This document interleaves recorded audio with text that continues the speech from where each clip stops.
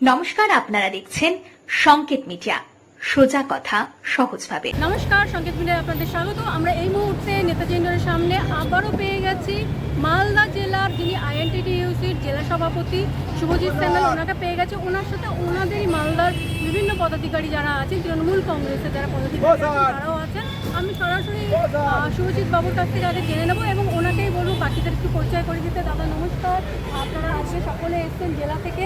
দিদির বার্তা পেয়ে কি বার্তা পেলেন এবং সেই বার্তা থেকে আপনারা কীভাবে কর্মসূচি গ্রহণ করলেন?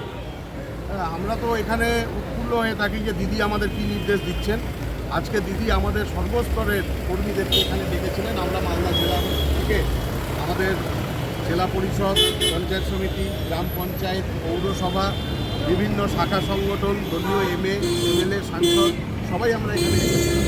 এবং দিদির যে বার্তা, বিশেষ করে আগামী কালকে থেকে গিয়েই আমাদেরকে বুঝে বুঝে বিশেষ করে ভোটার লিস্ট নিয়ে যে বিজেপি যেভাবে ভোটার লিস্টে কারচুপি করছে এবং যা সাম্প্রতিককালে আমরা মহারাষ্ট্রের নির্বাচন থেকে শুরু করে দিল্লির নির্বাচন থেকে শুরু করে এই নির্বাচনগুলো থেকে আমরা দেখেছি। এবং আজকে দিদি সমস্ত মিডিয়ার সামনে, সমস্ত জনগণের সামনে তিনি প্রমাণ সহ সেখানে উত্থাপন করে দিলেন যে দিল্লির বিজেপি সরকার নির্বাচন কমিশনকে কাজে লাগিয়ে কিভাবে সমস্ত ভুতুড়ের লোকের নাম, বাইরের স্টেটের লোকের নাম আমাদের এলাকাতে ঢুকিয়ে দিচ্ছে। এই বিষয়ে আমরা যদি এখনই সজাগ না রাখি তাহলে আগামী দিনে কিন্তু আমাদের এখানটাতে খুব কঠিন পরিস্থিতি হবে। এই নির্দেশ পেয়ে আগামী কালকে থেকেই আমরা এখানটাতে ঝাঁপাবো। এখানে আমাদের সঙ্গে আমাদের ভাইস চেয়ারম্যান আছেন মালদা পৌরসভার, আমাদের পঞ্চায়েত সমিতির সদস্য আছেন, আমাদের আইএনটিটিইউসি গ্রামীণের যদুপুরে প্রেসিডেন্ট আছেন, কাউন্সিলর গৌতম আছে, এখানে আমাদের যুব সভাপতি শিক্ষক নেতা আছে, আমাদের সোশ্যাল মিডিয়া আইএনটিটিইউসির নেতা সুকান্ত আছে, আমাদের হাসান ভাই আছে। আমি সরাসরি ভাইস চেয়ারম্যান যিনি ওনার কাছে চলে যাব। দাদা, আমরা কিছুদিন আগে আপনাদের যিনি ইংলিশ বাজার পৌরসভার চেয়ারম্যান কৃষ্ণেন্দু বাবুর ওপর হামলা হয়েছে, এই বিষয়ে কি যিনি কাউন্সিলর আছেন ইংলিশ বাজারে, ওনার সঙ্গে এই সরাসরি কথা বলে যে এই যে হামলা নিয়ে হামলার বিষয়ে আপনি কী বলবেন? না, এটা কখনোই কাম্য না। এবং পেছন থেকে আমাদের দলকে, যারা পুরনো দিনের আমাদের সাথী, আমাদের কর্মী, যারা আমাদের লিডার, তাদেরকে দুর্বল করবার একটা চেষ্টা প্রক্রিয়া। এবং এর সাথে কোনো না কোনোভাবে বাইরের রাজ্য, যেগুলো অন্য দল যারা বাংলাকে চক্রান্ত করতে চাইছে, তাদের একটা যোগাযোগ আছে বলে আমরা মনে করছি। এবং এটা একটা কঠিন ষড়যন্ত্র চলছে। কিন্তু এটা জেনে রাখুন যে দিদির বার্তা আমরা আজকে পরিষ্কার পেয়েছি। এবার হাফ ঠাপ আর নয়, এবার আর হাফ ঠাপ নয়, এবার পুরো বাংলা থেকে বিজেপি সাথ। আমরা আরেকটু সরাসরি আবার ভাইস চেয়ারম্যানের কাছে চলে যাই যে মালদার যে মালদার ফলাফল কিন্তু তৃণমূল বিমুখ, কি বলবেন?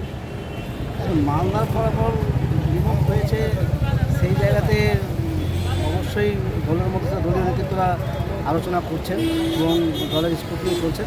এটা নিয়ে আমি বিশেষ কিছু বলতে চাই না, কারণ আমার উপরে রাজ্য নেতৃত্ব আছেন, রাজ্য নেতৃত্ব বিষয়টা দেখছে যে মালদা রেজাল্ট কোনো কারণ। যেখানে আমাদের নেত্রী মমতা ব্যানার্জি, তাকে নিয়ে মোদি থেকে শুরু করে সাহা যে নেত্রীকে নিয়ে চিন্তিত থাকে, সেটা হচ্ছে মমতা ব্যানার্জিকে নিয়ে।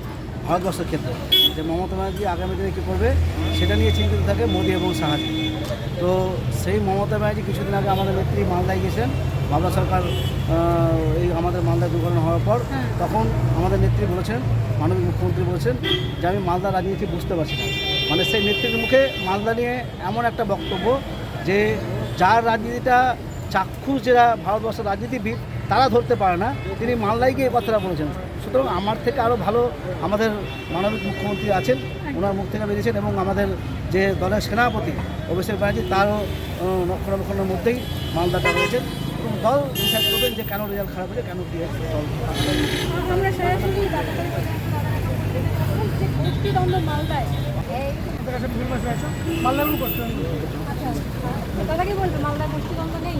না, দেখুন, আমাদের বড় দল রাজ্যে ক্ষমতাতে আছে।